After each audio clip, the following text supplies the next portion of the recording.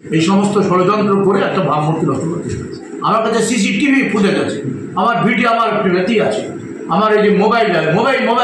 তৃণমূল দলটা হচ্ছে আমাদের কোন জায়গা আছে? তৃণমূল দলটা হচ্ছে আমাদের কোন জায়গা আছে? তৃণমূল দলটা হচ্ছে তৃণমূল দলটা হচ্ছে যে যত টাকা তুলতে পারবে তার জন্য তৃণমূল। এইটা তো তৃণমূল, তোকে বুঝতে দেরি লাগবে কেন? দেরি লাগবে কেন? এতক্ষণ ধরে 10 বছর ধরে এক করে বেড়াচ্ছি, এতক্ষণ তোকে বুঝতে সময় লাগবে কেন? তার জন্য তোকে সময় লাগে নাকি? এতক্ষণ সময় লাগে নাকি বুঝতে? শুনেন, আমি আছি কংগ্রেস এখানে 20 বছর আসতে পারবে না। না না করতে হবে, তোকে দলটা বুঝতে তোকে এত দেরি হবে কেন? কিন্তু এবার এই দলে ঠিক আছে, আমাদেরকে ভোটের সময় যেমন ইউজ করলো। জাকিরকে বলছে, জাকির গাঁড়লি হবে সুজা হয়ে দাঁড়াতে পারে না, কিন্তু টাকা আছে সুজা হয়ে দাঁড়াতে পারে না। একটা লোকই ভালোবাসে, কাকা ভালোবাসে বলে বাড়িটা করি, কবে ছেড়ে দিতে পারে?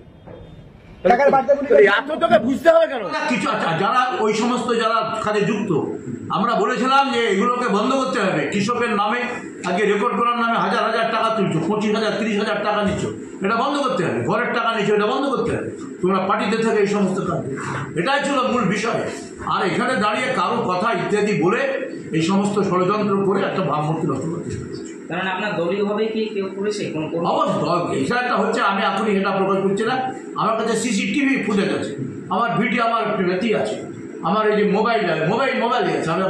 ঘটনা এটা? হ্যাঁ, এটা কবে চলবেন? আমি দেখলাম যে কোনটা শব্দ হচ্ছে, কেটে কেটে এটা হচ্ছে, কিভাবে করছে, এগুলো আমি খুব বেশি পারদর্শী না। এগুলো নিয়ে আমি, জানেন আপনারা, আমি কোনো রকম ভিডিও, ফেসবুক এরকম নিজের প্রচার করা আমি পক্ষপাতী না, আমি করি না। এগুলো কেউ আমাদের হয়ে করে। এই যে ছবি টাঙায় দেওয়ালে, ছবি টাঙায় মিটিংয়ে, জনসভায়, আমি নিষেধ করি যে আমার ছবিটা অন্তত আপনারা রাখবেন না। মমতা ব্যানার্জি তার ছবিটা রাখুন, অভিষেক বন্দ্যোপাধ্যায়ের ছবিটা রাখুন, আমার ছবিটা অন্তত রাখবেন না। আমি বলি এই প্রচারে আমি বিশ্বাস না। মানুষের কাজের মধ্যে দিয়ে আমরা বড় হয়েছি, আজ থেকে না। একেবারে হচ্ছে যে 74-75 সালে রাজনীতিতে যুক্ত হয়েছি, 78 সালে আমি গ্রাম পঞ্চায়েতের মেম্বার হয়েছি, হাই স্কুলের চাকরি ছেড়ে দিয়েছি, পঞ্চায়েতের প্রধান হয়েছি 3 বার, তারপরে পঞ্চায়েত সমিতি চালিয়েছি, তারপরে হচ্ছে আমি বিধায়ক হয়েছি। 78 থেকে আমি নির্বাচিত। আমি হচ্ছে একজন মানুষ, যা আমি সারা জীবন মানুষের পরিষেবাতে আছি। সুতরাং সকলেই আমরা বন্ধু হিসাবে কাজ করতে চাই, সহযোগিতার কাজ করতে চাই। এই যারা করছে, রুই পোকা যারা করছে, যারা এই সমস্ত ছাড় পোকা, এগুলিকে আমরা একেবারে হচ্ছে যে নির্বাচন সামনে আসছে, এরা ষড়যন্ত্রকারী, এদের বিরুদ্ধে আমরা আইনগত ব্যবস্থা শুধু না, জনগণ দিয়ে এদেরকে বিচ্ছিন্ন করার ব্যবস্থা যা করার দরকার সেটা করব। এবং সেই ক্ষমতা শুধু না, সেটা আমরা প্রমাণ করে দেবো কয়েকদিনের মধ্যে। নবগ্রামে জনসাধারণের পক্ষ থেকে আজকে এটা আমরা প্রমাণ করে দেবো, মানুষ আজকে তৃণমূলের সঙ্গে আছে, জননেত্রী মুখ্যমন্ত্রীর সঙ্গে আছে, এবং তাকে শক্তিশালী করার জন্য আমরা কর্মীরা, অজস্র কর্মীরা আমরা মাঠে আছি, রাস্তায় আছি, ঘাটে আছি, আমরা জঙ্গলে আছি, সব জায়গায় আছি। ক্যামেরা থেকে তার ফুটেজও পাওয়া গেছে। ষড়যন্ত্রমূলকভাবে কোথায় এই ষড়যন্ত্র হয়েছে তারও ফুটেজ আমাদের হাতে আছে। সমস্ত ঘটনাটা হচ্ছে ষড়যন্ত্রমূলক এবং ফেক ঘটনা। আজকে রাজ্য সরকারের ভাবমূর্তি নষ্ট করার চেষ্টা করছে বিরোধীরা বিভিন্নভাবে। জননেত্রী মুখ্যমন্ত্রীর ভাবমূর্তি নষ্ট করার জন্য একটার পর একটা ষড়যন্ত্রে লিপ্ত। আজিকর, সন্দেশখালী, লাস্ট হচ্ছে দেখলেন আমাদের ওয়াকফ আইন, যেটা দৃঢ়ভাবে বলেছেন এনআরসি এমপিআর হয়নি, এটা হবে না।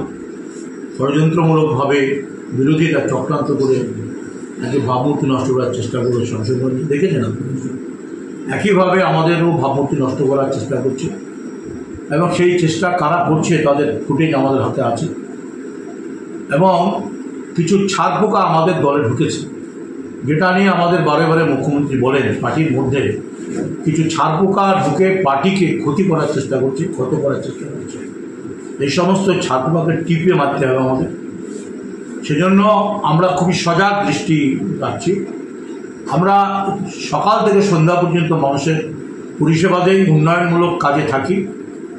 এই কাজ আমরা করি একসঙ্গে দাঁড়িয়ে। আমরা আমাদের এই সাংগঠনিক জেলা জমিপুর সমস্ত বিধায়কগুলো আমাদের একসঙ্গে থেকে আমরা কাজ করি। একে অপরের সঙ্গে আমাদের প্রতিদিনের যোগাযোগের মধ্যে দিয়ে কাজ করি।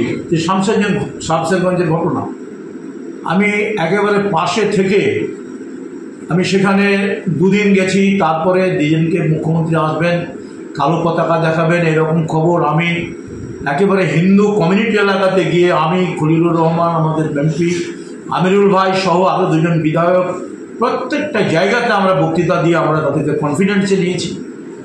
এই কাজই হচ্ছে আমাদের করা, সমস্ত ঐক্যবদ্ধভাবে কাজ করি।